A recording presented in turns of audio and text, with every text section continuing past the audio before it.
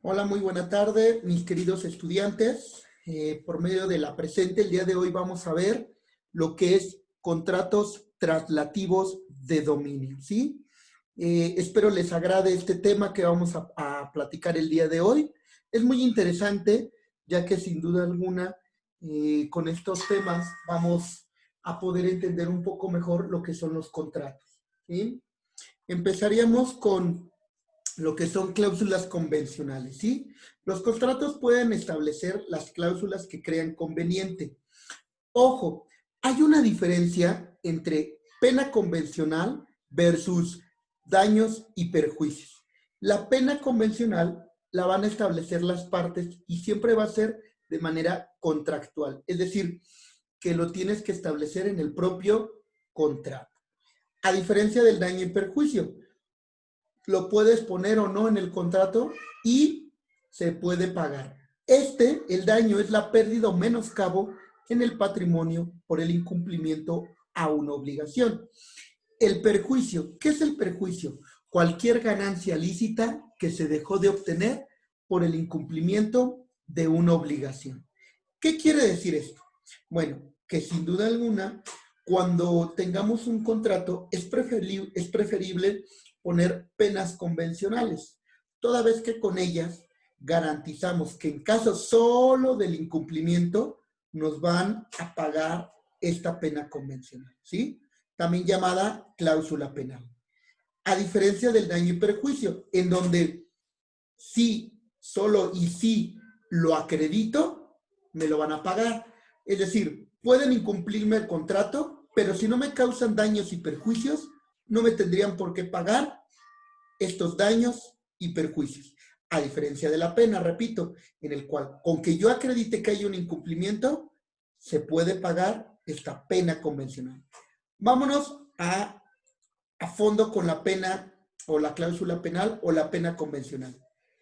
Los contratantes pueden estipular alguna prestación como pena para el caso de que la obligación deje de cumplirse de la manera convenida. Si tal estipulación se hace, no podrá reclamarse daños y perjuicios. ¿Qué quiere decir esto? Que si yo pongo una cláusula penal o pena convencional, no puedo exigir los daños y perjuicios. Es decir, o es una o es la otra. No son las dos. Repito, o es cláusula penal o daños y perjuicios, ya que ambas son contradictorias entre sí. No puedo pedir o exigir tanto cláusula penal como daños y perjuicios, ¿sí? Repito, es más recomendable establecer penas convencionales. Ya que, bueno, hablando de la pena convencional, ¿por qué es importante? Ya que solo tengo que acreditar que incumplieron el contrato para que ésta se me pague. Caso contrario, ¿qué sucede con el daño y perjuicio? En el cual, si yo no acredito ese daño, o ese perjuicio, o ese menoscabo en mi patrimonio, no se me va a pagar. Vamos a hablar de la obligación de la pena, aún sin existir perjuicios. Al pedir la pena, el acreedor no está obligado a probar que ha sufrido perjuicios, ni el deudor podrá eximirse de satisfacerla, probando que el acreedor no ha sufrido perjuicio alguno. La nulidad del contrato produce la de la cláusula penal, pero la de esta no acarrea la de aquel. ¿Qué quiere decir esto? Bueno, que si yo establezco una pena convencional, no tengo que acreditar, ojo, esto es importante, que he sufrido estos daños y perjuicios, este menoscabo en mi patrimonio, no tengo, o que perdí una ganancia lícita, tampoco, no tengo por qué acreditar si sufrí o no sufrí estos daños o perjuicios, ya que solo tengo que acreditar el incumplimiento. Por otro lado, si la cláusula se establece en el contrato y el contrato es nulo, entonces también la cláusula penal va a ser nula. Pero si en el contrato se establece la cláusula penal y esta cláusula penal, solo la cláusula, por ejemplo, 20ª, que habla sobre la cláusula penal sobre esta penalidad, entonces si se declara nula, solo va a ser nula la cláusula penal, no así el contrato, ¿sí? No va a acarrear la nulidad del contrato. Vamos a ver lo referente a los montos o límites de los montos referente a la cláusula penal. La cláusula penal no puede exceder ni en valor ni en cuantía a la obligación principal.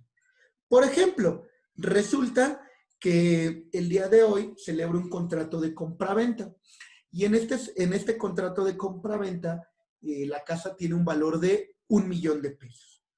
Este es el valor, sin duda alguna, de la obligación principal, el 1,000,000 de pesos. Yo puedo establecer como pena convencional, pues el 10% que vendrían siendo 100,000 pesos, el 20% que vendrían siendo 200,000 pesos, el 50% que vendrían siendo 500,000 pesos, o hasta, sin duda alguna, el 1,000,000 de pesos, ¿sí? Es decir, no puede exceder en nada ese valor.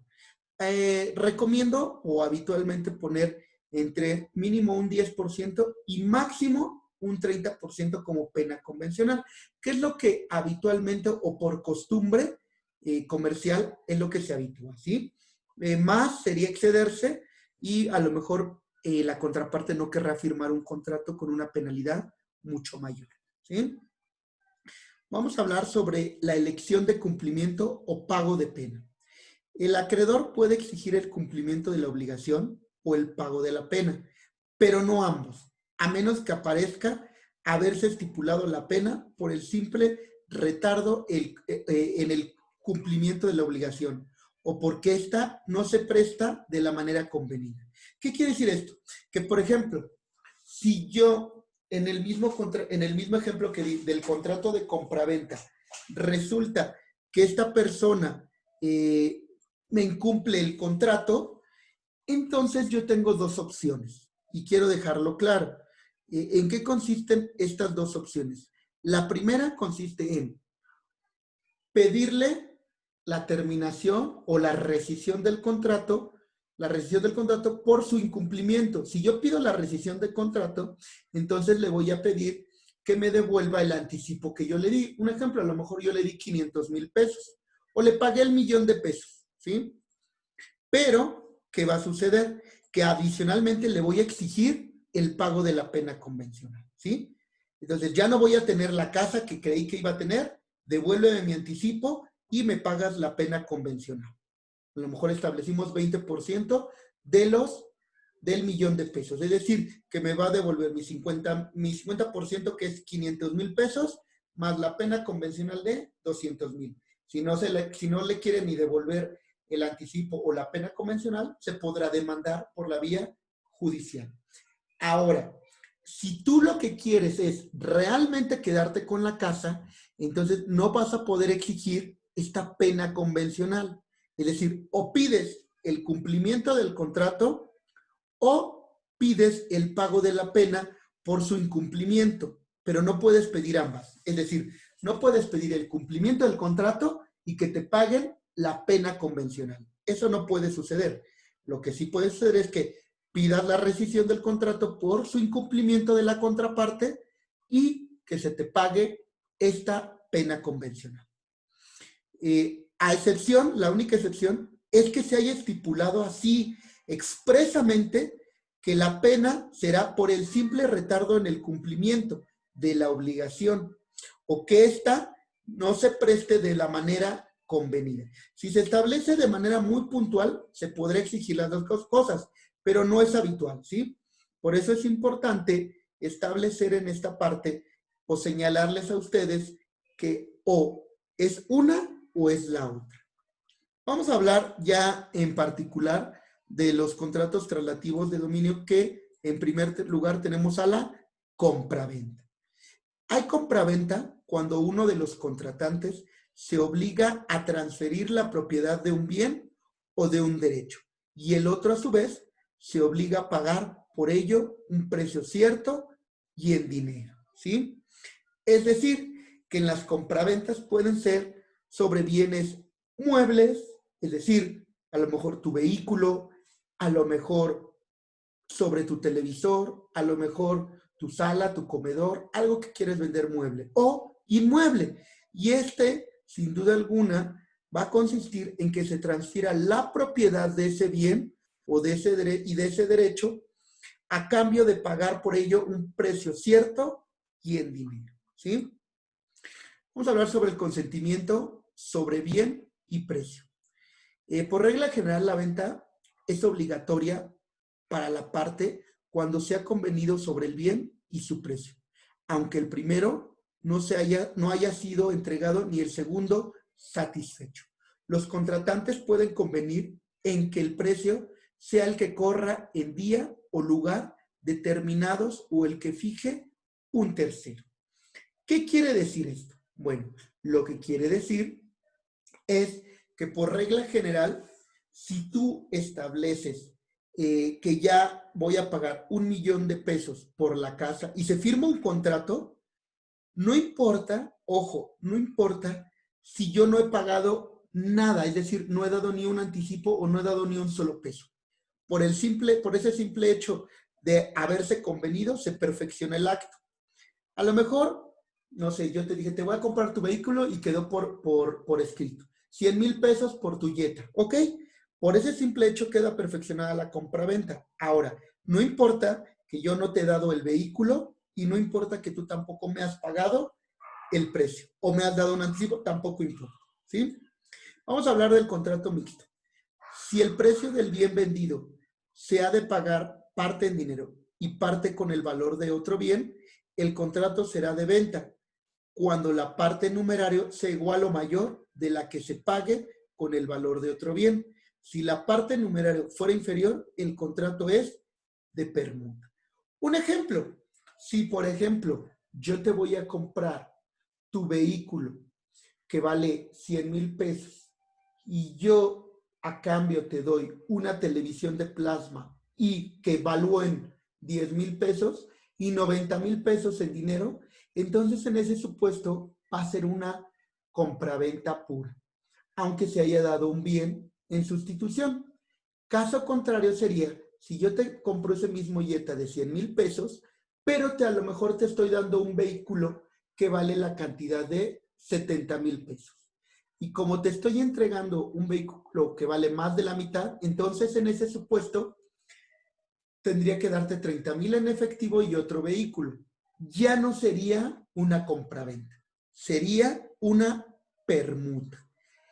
La permuta va a existir siempre y cuando el valor en numerario sea inferior al 50%. Si es este monto en numerario mayor al 50%, va a ser considerado una compraventa.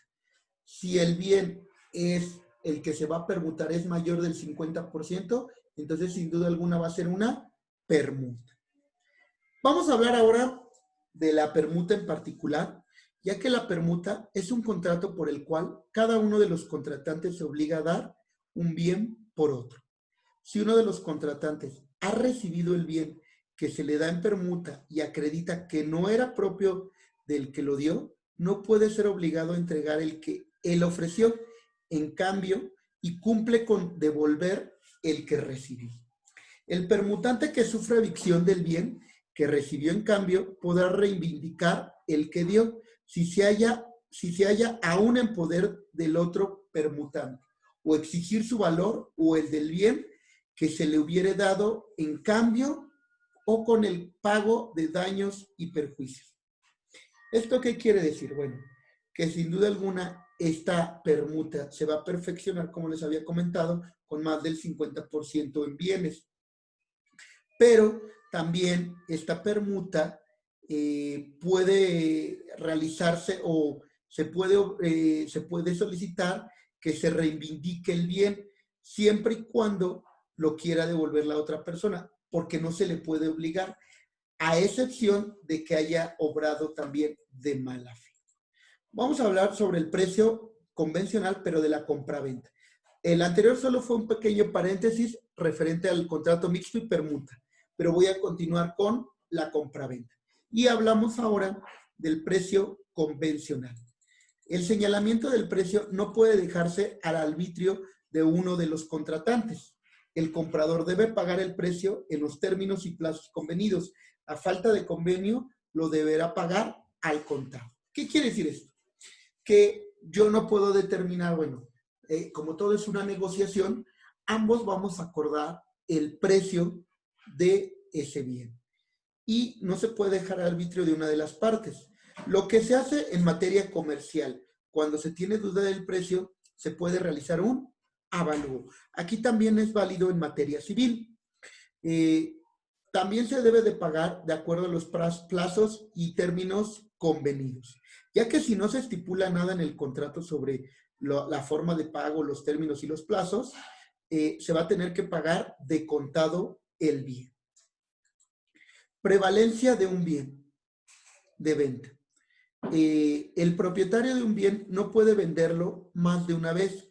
Si contraviene esto, independientemente de la responsabilidad penal en que incurre, ya que, sin duda alguna, si lo hace, si lo vende a uno u otra persona, estaría cometiendo, sin duda alguna, un delito que está tipificado en el Código Penal. Y eso no está permitido de manera legal. Es decir, si yo le vendo mi casa a Juan, le vendo mi casa a Pedro, le vendo mi casa a Víctor, pues estoy cometiendo un delito, ¿sí?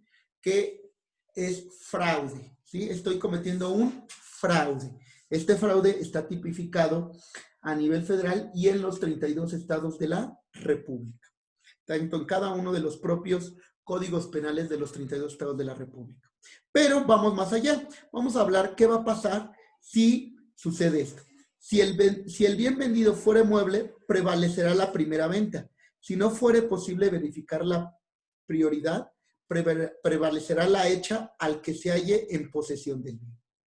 Cosa contraria sucede ahora con los inmuebles. Si el bien vendido fuera inmueble, prevalecerá la primera venta.